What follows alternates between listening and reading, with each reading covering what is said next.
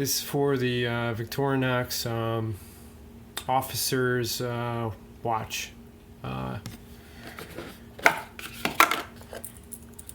It's in pretty good shape. It works fine.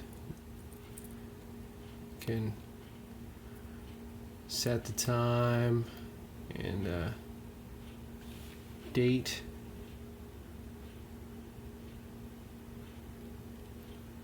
Everything works good.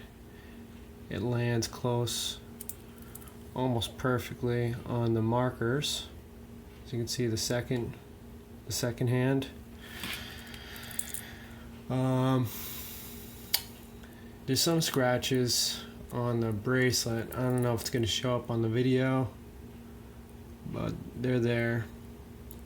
Let's see. Right there, right there, you can see some slight scratches. It's really unnoticeable unless you're, scrutinizing it like this. Anyway, it's got a signed crown. It's a nice watch. Happy bidding.